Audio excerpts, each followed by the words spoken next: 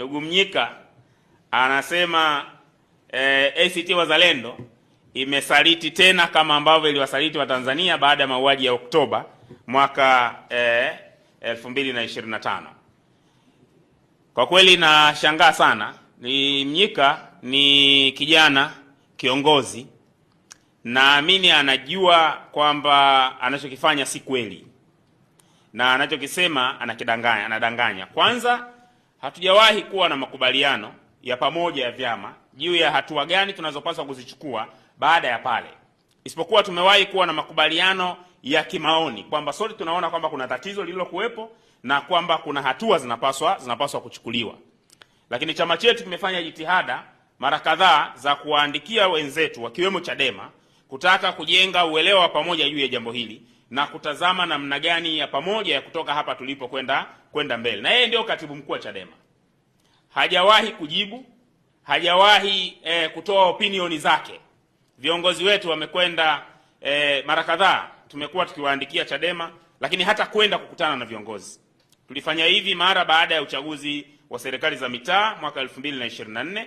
Tulimwandikia katibu mkuu wa Chadema kumuonesha kwamba kwa mwenendo huu wa demokrasia ulivyo nchini na hali ya mambo ilivyo, kama hatutokuwa na mkakati wa pamoja, tunakwenda kushuhudia kifo kingine cha demokrasia na hali pengine kuwa mbaya zaidi kwenye uchaguzi wa mwaka 2025.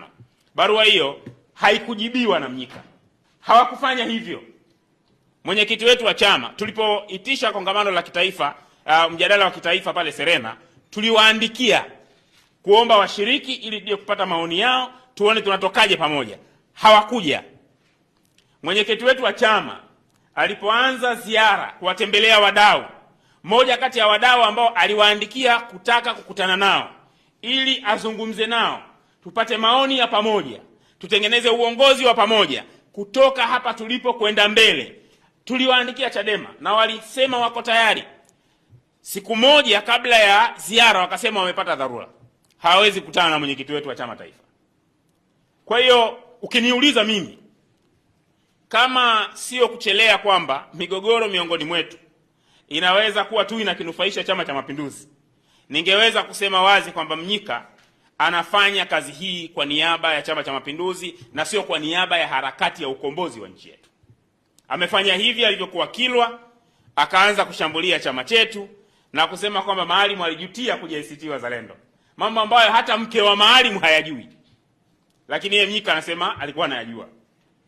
Lakini pia yuzi anakurupuka anasema kwamba anasema ACT wamesaliti. Tumesaliti nini?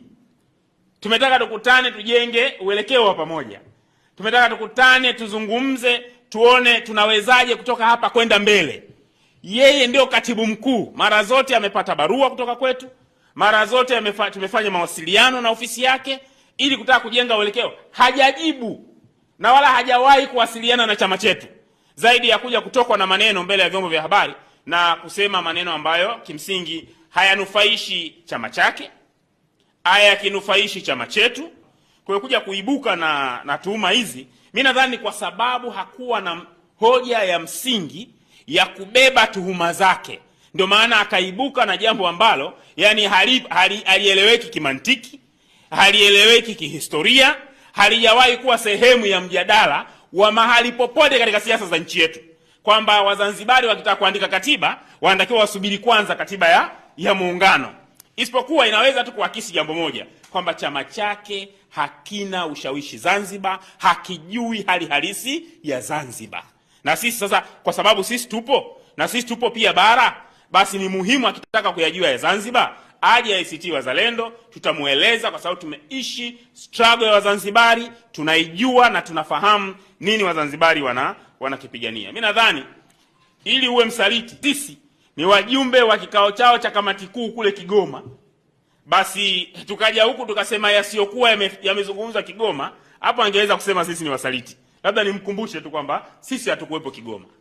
Kwa hiyo watafute wasaliti wa ndani ya chama chake, lakini ACT Wazalendo tumemwandikia mara nyingi kutaka uelekeo wa pamoja, tujenge harakati hizi na tutoke hapa tulipo tuende mbele.